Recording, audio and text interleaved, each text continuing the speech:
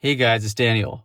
The following is a quote from Chris Novoselic from October of 1990, where he discusses how Nirvana ended up touring with Sonic Youth in the late summer of that year. Quote, "They called us up and said, 'Do you guys want to go on tour with us? Just do some West Coast gigs.' And we said, 'Yes, sirree, Bob.' And that was all there was to it. It was really great. I guess they caught a few of our shows, heard our record, they liked it, and we liked them, and we said, 'How cool, how totally cool. Let's go on tour.' That's it. They just called us up and asked if we wanted to do it, and after 1 millisecond of contemplation, we answered, yes, we will do it. It was great. Big shows. We were all the way down in San Diego, so we did a total span of the west coast of the United States, from San Diego, which is like 10 miles from the Mexican border, up to Vancouver. We played Las Vegas. We were all around. When we went on the Sonic Youth Tour, we got a bit of press. That's another thing about our band. We don't have anybody who like at Sub Pop, we didn't really have anyone who organized any press for us. So we'd be on tour like 7 weeks and only did one interview, and I can't remember who it was." End quote. One of Nirvana's marquee shows with Sonic Youth took place on August 24th, 1990 at the Moore Theater in Seattle. I had the opportunity to visit the Moore Theater back in 2020. This is the Moore Theater in Seattle, a venue where Nirvana played two important shows. The first on June 9th, 1989, as part of Sub Pop's Lame Fest, and the second on August 24th, 1990. Nirvana's lineup during the June 1989 show consisted of Kurt Cobain on vocals and guitar, Chris Novoselic on bass, Jason Everman on guitar, and Chad Channing on drums, whereas the August 24th, 1990 show featured a lineup of Kurt Cobain, Chris Novoselic, and Dale Crover on drums. As mentioned, the June 1989 show was part of Sub Pop's Lame Fest, which also featured Mudhoney and Tad. As a matter of fact, both Mudhoney and Tad were higher on the bill than Nirvana.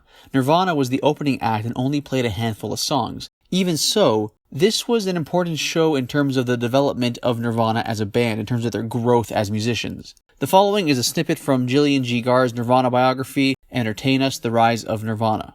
Quote, "Nirvana opened the show, suddenly finding themselves spread out on the biggest stage they'd ever played. Chris stage left, Jason stage right, and Kurt in the center with Chad on a riser behind him. We were so used to playing small clubs and stuff, 3 feet away from each other pretty much," says Chad. "And here, everybody seemed like they were miles away. It was the first time I played a show that was on a really big stage, and seeing how much different the sound plays. Because the sound was so much different, it's like you hear some reverberation from the drums, you hear an echo after everything that you play. It struggles with the timing in your head when you're playing. It's almost like there's somebody else playing this right next to you."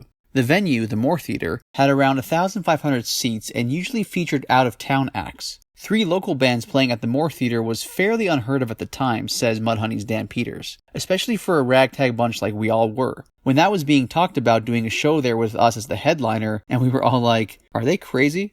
Nonetheless, the show sold out. It was a definite turning point, that show, Bruce Pavitt remembered. When Chad arrived at the theater, he looked up at the marquee, thinking it was kinda cool to see Nirvana's name there. His parents snapped a picture of the marquee and hung the photo on their wall. In addition to all this, the Lame Fest show was a notable one, largely due to the fact that throughout the night, the bands and the crowd got into scuffles with the security guards at the venue. The August 1990 show was a little bit tamer. That show was part of Nirvana's tour with Sonic Youth, a 7-show tour together between August 16th to 25th, 1990, the last show being in Vancouver, Canada, the second last show being here in Seattle, USA at the Moore Theater. One of the important things about this tour in particular is that Nirvana were introduced to Sonic Youth's manager John Silva, who soon ended up becoming Nirvana's manager. Furthermore, the tour gave Nirvana an opportunity to build on the interest they were getting from major labels. In particular, DGC's Mark Gate attended the first 2 shows of the tour. He recalls the following, quote, "I remember checking them out and liking them,